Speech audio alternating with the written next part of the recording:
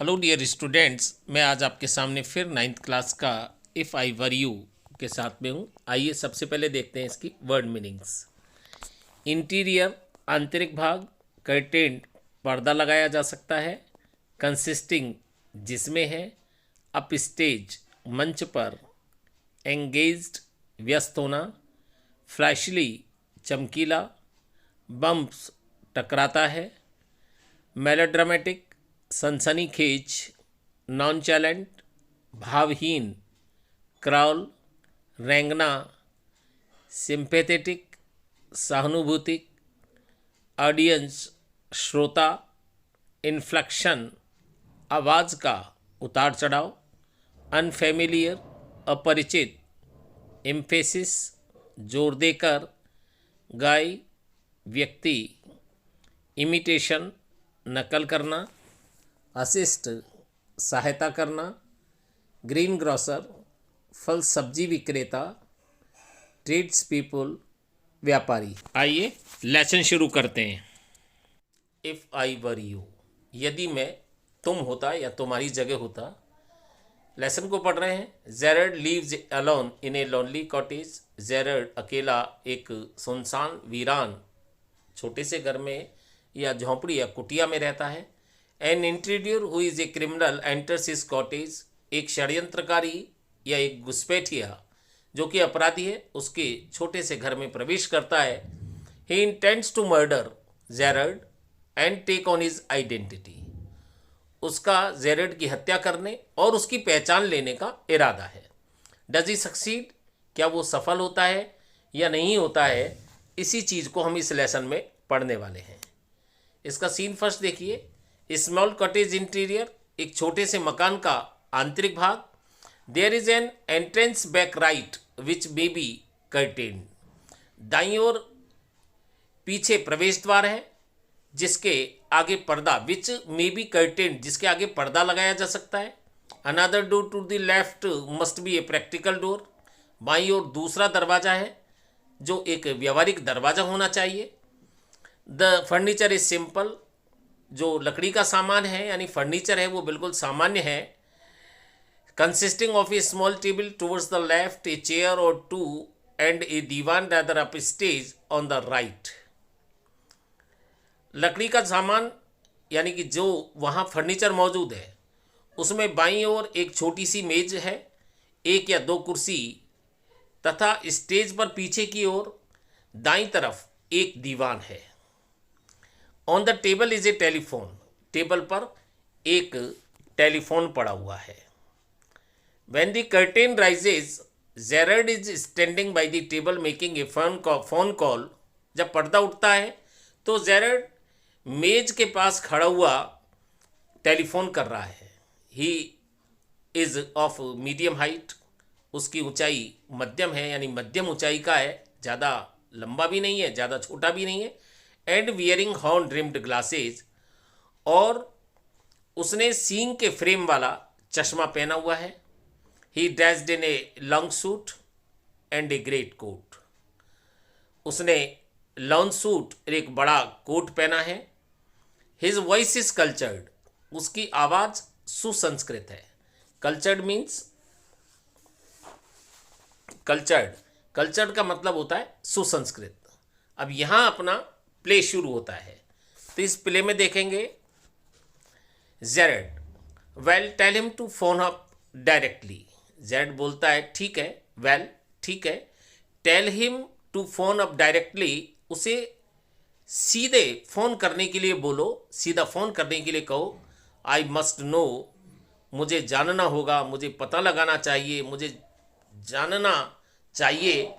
Yes I expect I will still be here, हाँ मुझे आशा है कि मैं भी अभी यहीं पर हूँगा।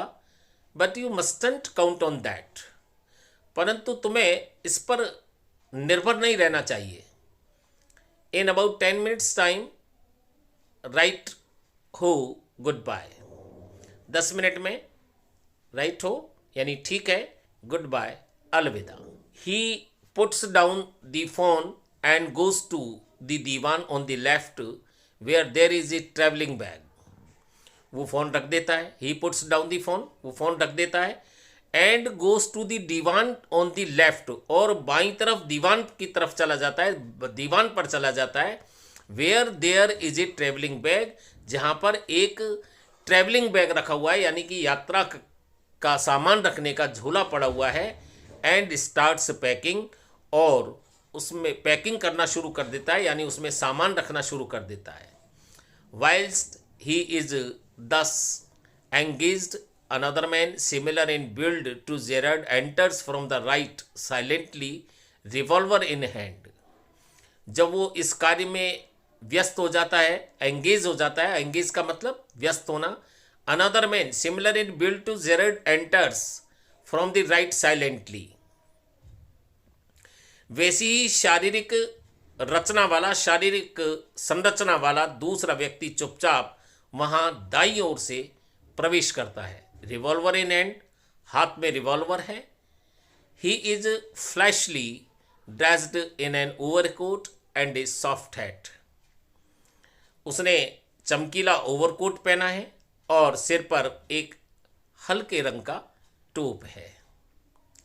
ही bumps accidentally against the table and it the sound Jared turns quickly. Bumps माने टकराना, वो अचानक से मेज से टकरा जाता है, यानी दुर्भाग्यवश, संयोगवश वो टेबल से टकरा जाता है, and it the sound Jared turns quickly, और आवाज़ होने पर तेजी से जेरड मुड़ता है, यानी पलट के देखता है। जेरड प्लीजेंटली, अब यहाँ पे इसको आगे देखें, यहाँ तक की घटना हमारे ध्यान में होनी चाहिए। जेरड, अब जेरड प्लीजेंटली, प्लीजेंटली का मतलब बड़ा प्रसन्न होते हुए, why this is surprise mister एर, यानी क्यों, ये तो एक आश्चर्य है श्रीमान, जैसे एर, अरे कुछ का मतलब नाम नहीं आता है और अपन कुछ एक ऐसी ध्वनि निकालते हैं। इंटीरियर, जो घुसपैठिया होता है, जो षड्यंत्रकारी होता है। I am great you are please to see me, मुझे खुशी है कि आप मुझसे मिलकर प्रसन्न हुए हैं। I don't think you will be please for long, मुझे लगता है या मेरा ऐसा विचार है कि आपकी खुशी लंबे समय तक नहीं रहेगी। पुट दोज पाज अप, अपने हाथ ऊपर कर लो। पाज का मतलब यहाँ पंजा, तो पंजा इसके लिए, हाथों के लिए आया है। अपने हाथ ऊपर उठा लो। जेरड बोलता है, this is all very melodramatic, ये सब बहुत ही सनसनीखेज है। मेलोड्रामेटिक मीन्स सनसनीखेज, रहस्यमयी, नॉट वेरी ओरिजिनल, शायद वास्तविक नहीं है, परहैप्स शायद, बट परंतु, इंट्रोड्यूर ट्राइंग टू बी काम एंड, शांत रहने का प्रयत्न कर रहे हो। ट्राइंग टू बी काम, शांत रहने का प्रयत्न कर रहे हो। एंड, और एर, यानी फिर वही अटक, मतलब कोई उच्चारण नहीं लेकिन ध्वनि निकालना, एर का मतलब। जेरड नॉन चैलेंट, यानी नॉन चैलेंट का मतलब भावना शून्य, भावहीन। Is your word, I think, भावहीनता से तुम कहना चाह रहे हो, आई थिंक, मैं सोचता हूँ, मुझे लगता है। इंटीरियर, थैंक्स अ लॉट, बहुत बहुत धन्यवाद। You will soon stop being smart, तुम शीघ्र ही चालाकी दिखाना बंद कर दोगे। मैं तुम्हें, I will make you crawl, मैं तुम्हें रैंक कर चलवा दूंगा। I want to know a few things see, देखो मैं कुछ चीज़ें जानना चाहता हूँ।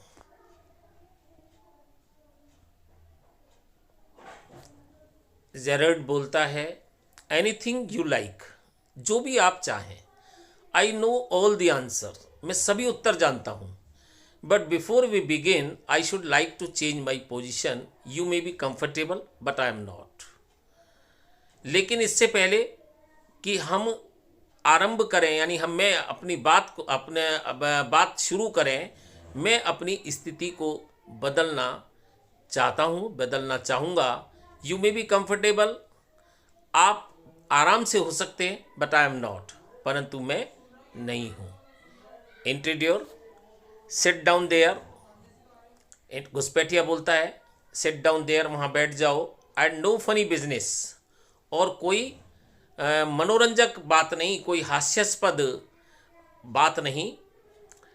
Motions to a chair and seats himself on the divan by the bag, कुर्सी तक जाता है और दीवान पर वो बैग के पास बैठ जाता है। Now then will have a nice little talk about yourself, अब हम तुम्हारे बारे में कुछ अच्छी अच्छी बातें करेंगे। जेरेड बोलता है, it last a sympathetic audience. Jared बोलता है, it last a sympathetic audience, अंत में एक सिंपैथेटिक मतलब सहानुभूतिपूर्ण, ऑडियंस का मीन्स श्रोता, अंत में एक सहानुभूतिपूर्ण श्रोता। I will tell you the story of my life, मैं आपको अपनी जीवनी सुनाऊंगा, मेरे जीवन की कहानी सुनाऊंगा। How as a child I was stolen by the gypsies, किस प्रकार बचपन में मुझे खाना बदोशों द्वारा चुरा लिया गया। खाना बदोश जिनका कोई अपना घर नहीं होता तो और वो कहीं भी अपना टेंट तंबू लगाकर रहने लग जाते हैं, उनको जिप्सीज बोलते हैं। And why at the age of 32, खाना बदोश का मतलब समझ में आ गया। And why at the age of 32, तथा मैं 32 वर्ष की आयु में I find myself in my lonely Essex cottage how, 32 वर्ष की आयु में मैं अपने आप को एकांत एक्सेस कॉटेज में क्यों पाता हूँ, कैसे, हाउ। इंटीरियर बोलता है, keep it to yourself, इसे अपने पास रखो। And just answer my question, और केवल मेरे प्रश्नों के उत्तर दो। यू लिव हियर अलोन, तुम यहाँ अकेले रहते हो। वेल डू यू, अच्छा क्या तुम। जेरेड बोलता है, आई एम सॉरी, मुझे खेद है या मैं माफ़ी चाहता हूँ। I thought you were telling me not asking me, मुझे लगा कि आप मुझे बता रहे थे ना कि पूछ रहे थे। नॉट आस्किंग मी, न कि पूछ रहे थे। A question of inflection your voice is unfamiliar, आवाज़ के उतार चढ़ाव का, इन्फ्लेक्शन मीन्स उतार चढ़ाव, आवाज़ के उतार चढ़ाव का प्रश्न है। आपकी आवाज़ अपरिचित है। अनफेमिलियर, अनफेमिलियर का मतलब अपरिचित। इंट्रोड्यूर विद इम्फेसिस, इंट्रोड्यूर मतलब जो जोर देकर अपनी बात को कहता है। Do you leave here alone, क्या तुम यहाँ अकेले रहते हो। Do you leave here alone, क्या तुम यहाँ अकेले रहते हो। जेरेड बोलता है, and if I don't answer, और यदि मैं उत्तर नहीं दूँ तो।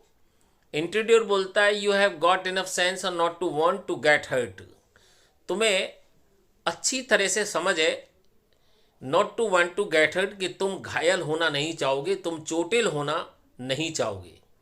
जेरेड बोलता है, I think good sense is show more in the ability to avoid pain than in the mere desire to do so. मेरे I think good sense is shown more, मेरे विचार से बुद्धिमत्ता कष्ट से बचने में अधिक है, न केवल बचने की इच्छा करने में। व्हाट डू यू थिंक, तुम्हें क्या लगता है मिस्टर। अब नाम नहीं पता तो एर का वही ध्वनि आ जाती है। इंटीरियर बोलता है, नेवर माइंड माई नेम, मेरे नाम की चिंता मत करो, मेरे नाम के लिए परेशान मत हो। आई लाइक योर बेटर्स, मेरे नाम की परेशान मत, मेरे नाम के बारे में चिंता मत करो, मेरे नाम के बारे में परेशान मत हो। मुझे तुम्हारा नाम अधिक पसंद है, मैं तुम्हारा अधिक पसंद करता हूँ mister Jared. What are your Christian names, तुम्हारा ईसाई नाम क्या है। जेरड उत्तर देता है, विंसेंट चार्ल्स, यानी उसका नाम क्या बताया उसने, Vincent Charles. Do you run A car, क्या तुम कार चलाते हो। नो, नहीं। दैट्स अ लाई, ये झूठ है। You are not dealing with a fool, तुम एक मूर्ख से बात नहीं कर रहे हो। I am as smart as you and smarter. मैं तुम्हारे ही जितना विवेकशील हूँ, चुस्त दुरुस्त हूँ, और भी अधिक विवेकशील हूँ। And I know you run A car. और मुझे पता है कि तुम कार चलाना जानते हो। बेटर बी केयरफुल वाइज गाय। अच्छा होगा सावधान रहना विवेकशील व्यक्ति। जेरड बोलता है, आर यू अमेरिकन और is that merely A clever imitation. क्या आप अमेरिकन हैं या यह केवल एक इमिटेशन है, मतलब चतुराईपूर्ण नकल है। नकल इमिटेशन को कहते हैं। इंटरव्यूअर बोलता है, listen this guns no toy. सुनो, ये बंदूक कोई खिलौना नहीं है। I can hurt you without killing you and still get my answer. मैं तुम्हें बिना मारे हुए घायल कर सकता हूँ, चोटिल कर सकता हूँ, और फिर अपने उत्तर ले सकता हूँ, प्राप्त कर सकता हूँ। जेरड बोलता है, ऑफ कोर्स, अवश्य, निसंदेह। If you put it like that, यदि आप ऐसा कहें, I will be glad to assist you, मुझे आपकी सहायता करने में प्रसन्नता होगी। आई डू पसीज ए कार, मेरे पास कार है। And it is in the garage round the corner, और वो एक कोने में एक गैरेज में है।